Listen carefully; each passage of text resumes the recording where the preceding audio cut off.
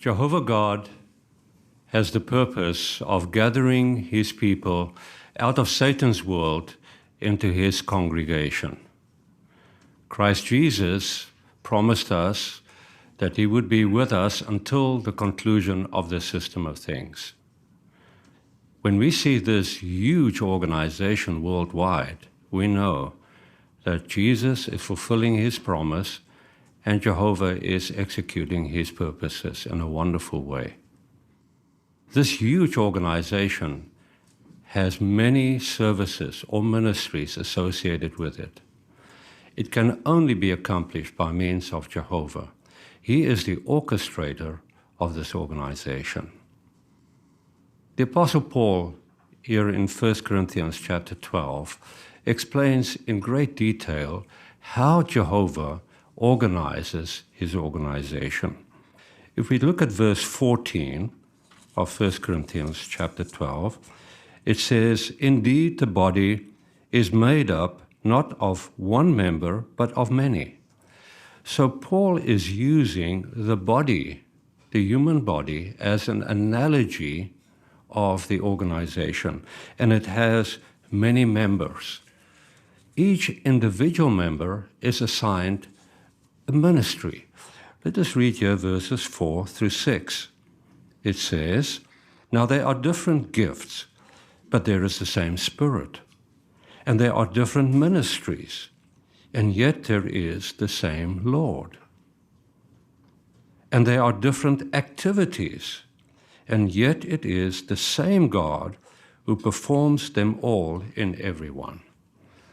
This reminds us that this organization does not belong to any man. No human is putting it together. No human is moving it along. It is Jehovah God himself. And we are helped by Paul in this chapter to understand our relationship to one another. Let us read here verses 17 and 19 and 21. It says, 1 Corinthians 12, 17, "If the whole body were an eye, where would the sense of hearing be? If it were all hearing, where would the sense of smell be?" 19, "If they were all the same member, where would the body be?" And 21, "The eye cannot say to the hand, 'I do not need you,' or again, the head cannot say to the feet, 'I do not need you.'"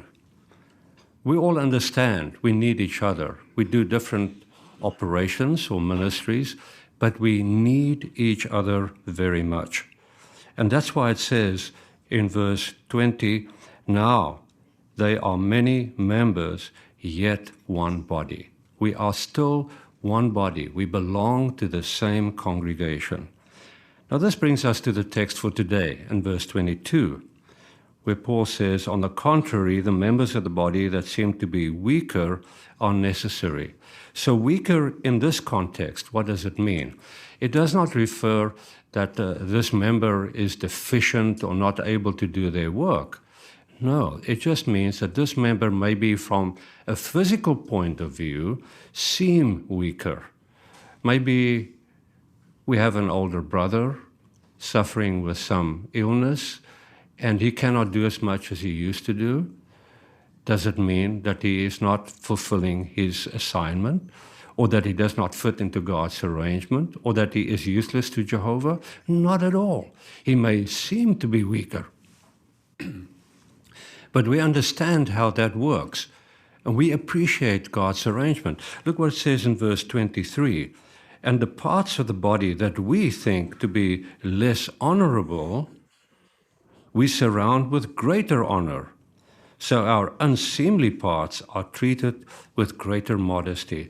And this is God's arrangement. Verse 24 says, "Whereas our attractive parts do not need anything, nevertheless, God has so composed the body, giving greater honor to the part that had a lack."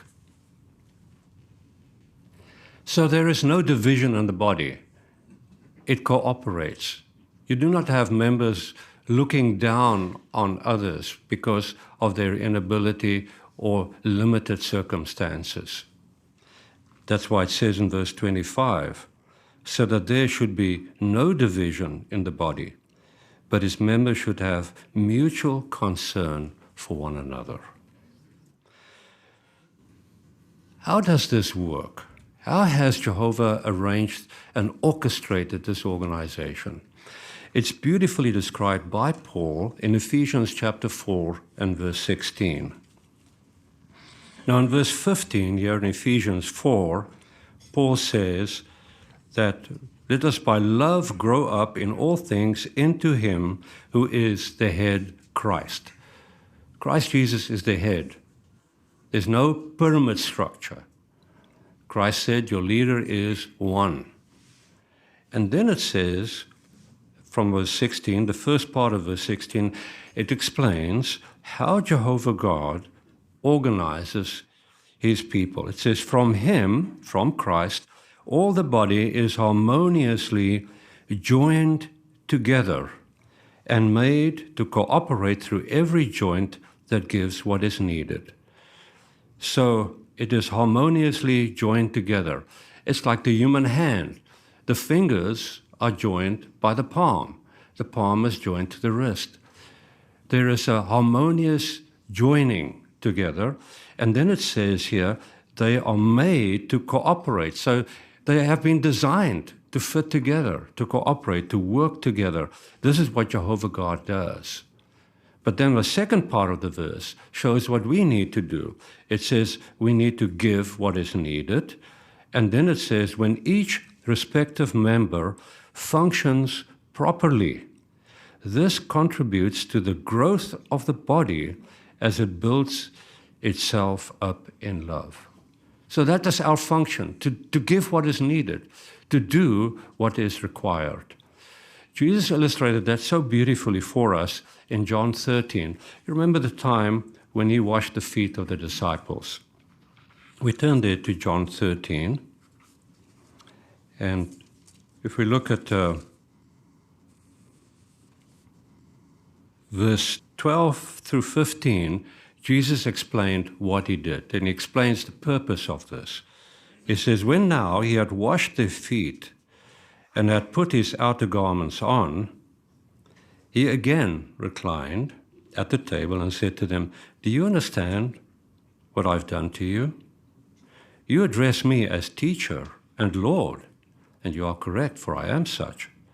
Therefore, if I, the Lord and teacher, washed your feet, you also should wash the feet of one another. For I set the pattern for you, that just as I did to you, you should also do. So imagine, here is Jesus, the head of the congregation, got down on his knees and washed the feet of his disciples. And then he said, we must follow that example. So what is the purpose of this arrangement? Each of us fit into God's arrangement. All of us have a function, a beautiful function. That is to serve one another. Give what is needed. As it is stated there in Ephesians, the final part there of verse 16, as we read, this contributes to the growth of the body as it builds itself up in love. So Jehovah has made this wonderful arrangement of gathering his people together. He will take this organization, this congregation of people, through into the righteous new system of things, where we will experience wonderful blessings. But right now, it is our opportunity to cooperate and to work together in love and unity. And that way, whether we are weaker or stronger from a physical point of view, does not matter. We're all part of the same body.